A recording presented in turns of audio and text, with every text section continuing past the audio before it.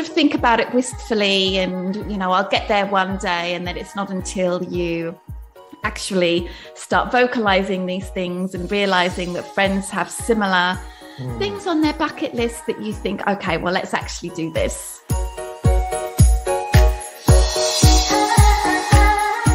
Welcome to the Crossing It Off podcast, where each episode we share the stories of individuals that are living out their bucket/life goal lists.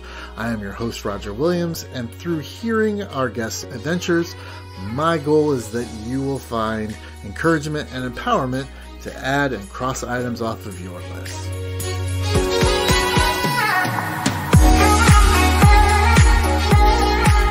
Welcome, everyone. I'd like to introduce my guest today. Her name is Brighde Reed, and she describes herself as a vegan, a travel provider, an animal lover, and widely traveled around the world. Brighde, thank you so much for being here. Thank you, Roger. It's really exciting to be here with you. I'm excited for my listeners to hear this story. So what did you cross off your list? Seeing mountain gorillas in the wild. In the wild, not a zoo, nothing like that. This is like you traveled someplace where they actually exist. Definitely not in a zoo, in the wild, yes. All right. So tell us why was this on your bucket list, and for how long? It had been on my bucket list, I think, for about 10 years or so. And I really wanted to see the mountain gorillas because, well, they're just, these really incredible creatures that are really quite like us in so many ways. And their conservation story is something that I found incredibly interesting. The work of Dian, Fossey, for example, when I learned about that from a dear friend of mine and from watching the movies Gorillas in the Mist and all of those kinds of things, I really wanted to see these incredible animals for myself. And I've been lucky enough to see them several times now. It's just really breathtaking every time you see them. And it's really quite an interesting setup that they've got going on there in Rwanda as well. You're not a conservationist directly involved with these animals. You're not a zoologist or something like that. This is just something that you decided that you wanted to do. What was the big push to make that happen? I mean, this is not an easy task. That's right. Well, I mean, as a vegan of 13, 14 years or so, however long it's been, when I became vegan, I really increased my empathy towards animals. Generally speaking, this is not unique. Many vegans feel like this, and sure. We love animals, and lots of non-vegans love animals too. And I really I really enjoy going to see animals in the wild. As you can imagine, I don't like seeing them in a zoo because, they're not free. They are there being held captive. So now if I want to go and see these animals, I want to go and see them in the wild. And when an opportunity came up to go and see them, it was a little bit of a process, and of course I can share more about that. Yes. But I realized that this was worth the significant amount of time and money and investment to me. Was there something that in that moment that pushed you towards that? Say, okay, I'm doing it now. Like I decided to do the Camino de Santiago, and I'm like, okay, in the middle of a pandemic, and I'm like, okay, I have to do this, regardless, like you say, what the costs are or how much time and energy it takes. I'm going to do it. What was the thing that pushed you to say, okay, now is the time I'm going to cross this off? Right. So it really was just a conversation with my partner and a couple of friends that we also traveled with. So nice. It was really us all deciding together, over a couple of glasses of wine, let's just do this. Let's do it. We will never know when we'll have the time to do this again or the opportunity. And we just decided to do it. And we actually sort of tacked it on to another part of the trip. We went to Botswana. So we decided to add a week in Rwanda. Rwanda is one of the countries where you can see mountain gorillas in the wild. And we decided to add this component onto this trip. And we really didn't know that much about Rwanda at all. We really were going to see the mountain gorillas, but actually there are so many amazing reasons to go to Rwanda. I didn't really know much about it as a country. I'd heard about the genocide. I knew about the gorillas, but there's so much more to it. So really that was the big push, friends just saying, let's go to it, because sometimes we can sort of think about it wistfully and, I'll get there one day. And then it's not until you actually start vocalizing these things and realizing that friends have similar things on their bucket list that you think, okay, well, let's actually do this. That's awesome. I love that. I love things that are communal and that you do things together. Was it people supporting the group? Was it people supporting your item that you wanted to cross off, or was this like everybody was like, yes, I want to do this too? The latter, definitely. The latter. We had all been inspired by the work of Dian, Fossey. We all wanted to see the mountain gorillas, all in slightly different ways, I would say, but we all really, really wanted to go to see them, because it really is kind of like, well, for most people, once in a lifetime. For me, It's now been several times, and of course, I'm so lucky for that. But it's a once in a lifetime kind of thing.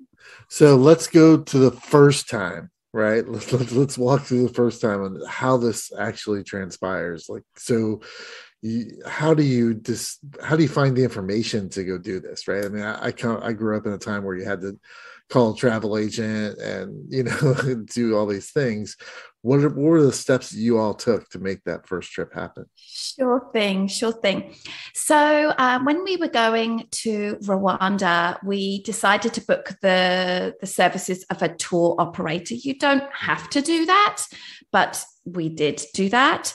And that was partly because we were just there for 1 week, and we wanted to do a few different things in the country during that time.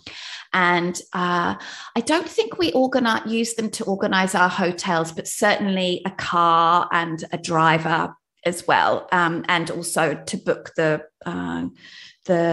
spots to see the gorilla as well. And we reached out to them, and they put together an itinerary for us. And you have to do this quite a long time in advance, because there are only certain number of spots to see the gorillas. So basically how the gorilla booking works is they have a number of families of gorillas in Volcanoes National Park, which is their natural habitat. And these, I don't know exactly how many groups of gorillas there are, let's say 10 or 12 groups of gorillas, I think. And these gorilla groups are a little bit habituated to humans. They've had people visiting them for several years, many years. And they have a group of 8 people come to visit them during 1 hour window per day. Wow. So they only have this small group of people going to visit them. The rest of the 23 hours a day, they're completely left alone. And maybe they have some days off, for want of a better word, where they don't have people visiting them. So you have to book, and I can talk more about that later on, because it's very interesting how the ranges and how all of this is managed on the ground, because of course the gorillas move around. They don't just sort of stay in one spot. But of course there's a limited period of time there's a limited number of people that can go and see the gorillas. So, if you want to see them during your visit to Rwanda, you have to book way in advance, and you book a spot there. And it's quite expensive. It's $1,500 Oh, a person? per person. And so, okay, I got lots of questions. Okay, so the rangers, the park regulates the amount of people that could go in and see that. Was there any fear on your part? In the West, we have so many, preconceived notions about what travel's like and stuff. Was there fear about or concern about the fact that you're putting out money to this booking agency or whatever it is, and that they're actually going to follow through? And did you use TripAdvisor to like make sure that they were legit? How did that work from such a far distance away? Yeah. So Rwanda is a really interesting country. It's incredibly safe, and corruption and crime is very, very low, actually. So just right off the bat, we felt pretty confident about that. And of course, these companies follow certain regulations. My partner, who did all of the booking for this, I did not, but he, checked around and made sure that they were legit, and they absolutely were. And we have gone on to use their services several times. They're wonderful to work with. And that money that you pay for the gorillas is actually paid to oh gosh, I've forgotten the exact name. I can give it to you later, but it's like the government arm that manages this. We can equate it to like Rwanda National Parks, except it's not exactly called that. The name escapes me. And you pay that to them, and then they use this money to manage the gorilla experience, and also to help the surrounding community, which I can talk more about if you want. That answers my question. It's a big expense to do that. So when you got there and you were in the place the first time to see the gorillas, what was that experience like? How did you feel? What was going through your mind when you actually got there and had your hour, I guess? Sure. Well, before I get to that, I'd love to explain a little bit about how the logistics is managed, because it's really, really fascinating. They just do an incredible job with it. So basically, you arrive at the national park headquarters fairly early in the morning. In the meantime, the trackers have gone out and checked on the gorillas. So basically what happens is the trackers, the day before, they go and check where the gorillas are. So every night, gorillas make nests. It's very, very interesting. They make nests, and that's where they're going to spend the night. So when the gorillas are settled down, the trackers go home and have their dinner with their families and go to rest and all of that kind of stuff. And then in the morning, before the travelers come, they are located. Obviously, they're not that far from where they woke up early in the morning. So that's kind of how they're tracked. So everybody goes to the national park headquarters, and then this incredible logistical puzzle is put together, because the managers of this experience, they have to split everybody up into the groups, and then they have to assess the physical ability of the people going on these trips. For example, if somebody is not very mobile, then they will be assigned a group of gorillas that are fairly close to the entrance of the national park. Like, it doesn't require a 2-hour trek or 3-hour trek to get there.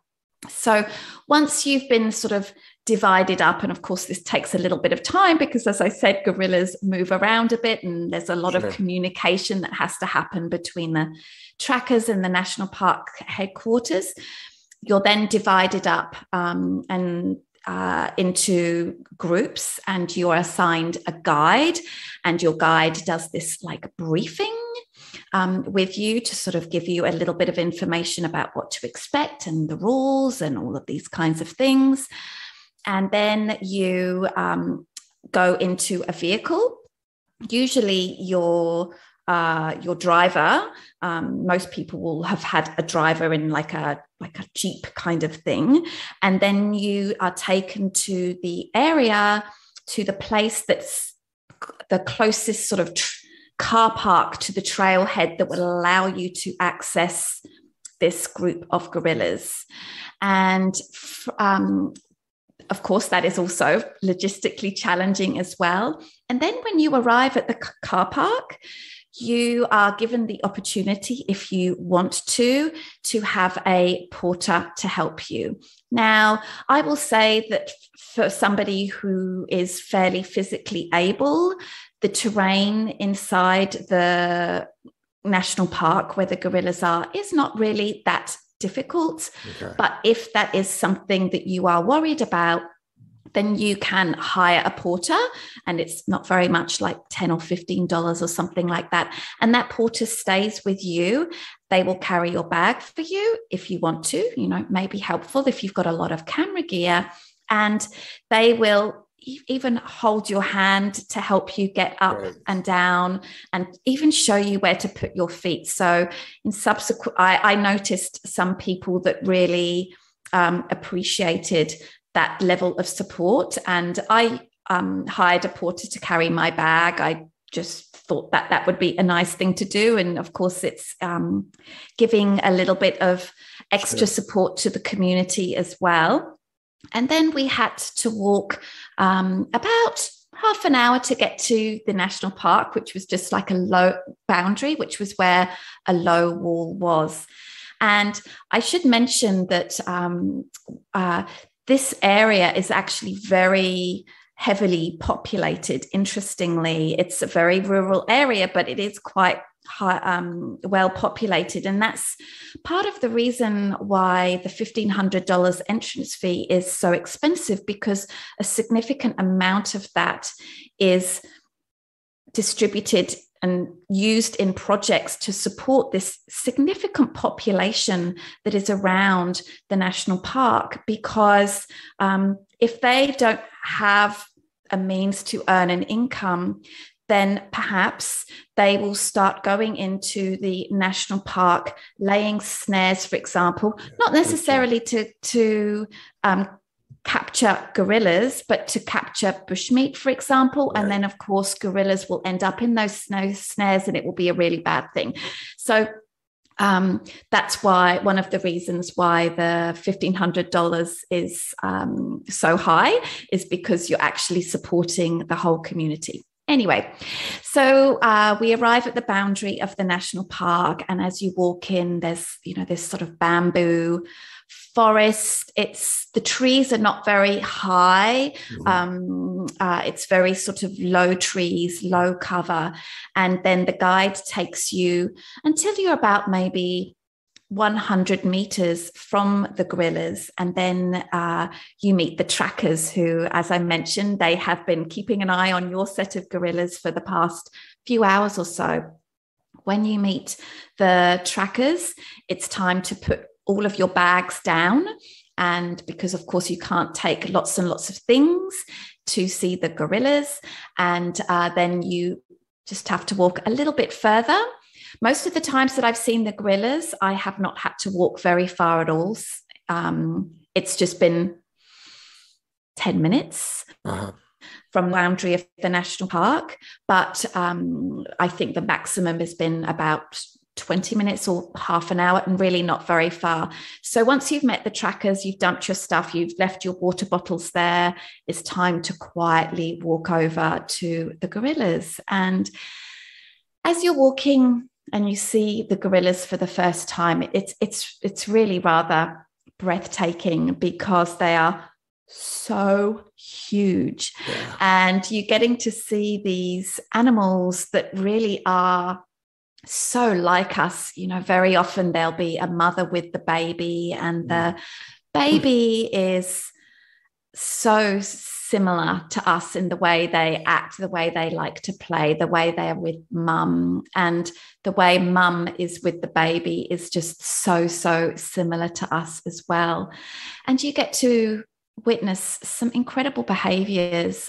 We've been lucky enough to witness the silverback, pounding Right. its chest, which isn't necessarily meaning they're about to attack at all. Right. And I should say that of course, your guide is with you the whole time.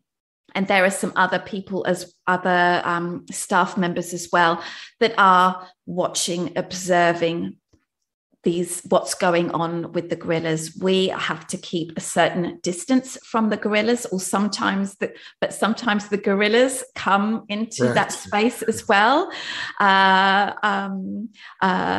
A gorilla has never brushed past me, but it has for some people that I was with. And you just get to see these animals just doing amazing things, playing, just sitting there, not doing anything much, eating. It's just really a rather magical thing. And the guides are there to just really make sure that everything is safe. There are some people there with guns, as this is not to kill the gorillas, but I guess in an emergency situation, sure, they could fire into the air and that would frighten the gorillas away, but I'm sure it's rarely used. And everyone's keeping their voices really low. We're taking pictures, but we're also trying to be as much in the moment as we possibly can, because, this is a really magical thing to do that most people do not have the opportunity to do. So it's just really wonderful to see these animals in the wild, for sure. So you obviously, this was impactful because you've done it multiple times with the cost and the expense, thrown out the window, so to speak. What was it when you were there observing them that first time that was like, oh, I have to do this again? I mean, I'm sitting here thinking it's only an hour. The impact of that had to be super strong for such a short period of time. So what was that made you say, I'm doing this again? Sure. Well, it's interesting actually, because we didn't really think that we would go back to see the gorillas, honestly, for the $1,500 and all of that. But something that is important to know about me and my partner, and actually the two friends that I were with, because we run these trips as well. And this visit was so impactful. We wanted to bring other people to see the gorillas too. And we love to show interesting things to people around the world. We love to share these with other people. So when we organized these two trips that we did in 2019, we had all of these people come, like 50 people in total come. Wow. And of course, that meant that we got the opportunity to go again. So, I think we should maybe call it a perk of the job. There you go. So if somebody, besides calling you up and saying, hey, Brighde, take us to Rwanda. What are some of the things that you would recommend people doing as they prepare for that journey? That's a really good question. I would say that try to learn as much about the mountain gorillas as possible, learn about their conservation history, learn about Dian, Fossey, because all of those things are going to make you appreciate the fact that you actually are able to go and see mountain gorillas in the first place, because the conservation story, it's really a success story. When Dian Fossey was doing this work in the 1970s, people really did not appreciate what she was doing and how she was doing it. And her success has led to the number of mountain gorillas I think it's doubling in the past few decades, which is incredible when we compare it to lowland gorillas. Right. Dian Fossey, of course, she died in a terrible, terrible way, but her legacy has been continuing this work. And actually, Dian Fossey was against the gorillas being used for tourists, and there's a lot of debate about that. But, there's been a huge research center that has been set up, which you can go and visit before or after your visit to the gorillas in Gisenyi, the town close there. And actually, I'm not sure whether you're familiar, but Ellen DeGeneres has actually financed a whole new huge center, new research center and visitor center, so that people can learn more about the work that she does. And you can also go and visit Dian Fossey's grave on another trek in a on a different mountain, let's say, and you can see Dian Fossey's grave, and she was buried with many, many gorillas that at that time were hunted and poached and killed. Yeah. It's sometimes I think you can do too much research before you go off and do something, but at the same time, definitely something like this, prepare yourself for it would be beneficial, I think. I think so. I would advise against going and looking at tons and tons of videos about the actual experience, right? Because maybe that will spoil the surprise a little bit. But instead, learn about Dian Fossey, learn about her the story, learn about what makes these gorillas just so incredible. Yeah. So, Brighde, what is something that's on your bucket list, or something that you're looking at possibly doing in the near future that's different from visiting mountain gorillas in the wild? Okay, that's a really good question. I would love to do a cruise to Antarctica, keeping alongside with these unique things that not many people have the opportunity to do, to see these animals in the wild, not in an aquarium. That feels extremely special. I'd love to do that. Don't know when, but I would love to. Nice. So is there any way that our listeners can get a hold of you about potentially going on a trip, or just if they have questions, how can they reach you online? How can they find you? Sure thing. So I'm one of the co-founders. My partner is the other one, of worldvegantravel.com. And this is a group tour company, a luxury group tour company for vegans and the vegan curious. So anyone that's interested in traveling in a vegan way is very welcome. Of course, most of our travelers are vegan, but not all. And we love to really look after vegans because, sadly, often vegans get the short end of the stick when it comes to being supported and looked after on their travels. And we take people on incredible destinations to places like Italy, France, which traditionally isn't very vegan friendly. No. And Rwanda and several other places. So find us at worldvegantravel.com and all of the social media platforms at World Vegan Travel. Awesome. We will put all that in the show notes so people can just click away and find you. Brighde, thank you so much for being here. This is a great story. I appreciate, learning more about this. There's so many people that have different perceptions of what this all looks like. So I appreciate you coming and sharing. And I wish you all the success in getting some more vegans out there to see the world. Thank you so much, Roger. It was a pleasure to talk about that experience. Thank you.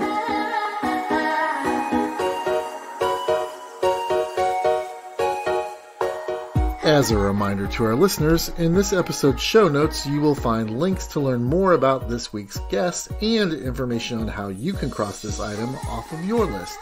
You can follow my adventures of crossing items off my bucket list on Instagram and Facebook. And as always, new episodes of this podcast are available to stream every Friday morning. We will meet you here next week. And until then, keep living out your list.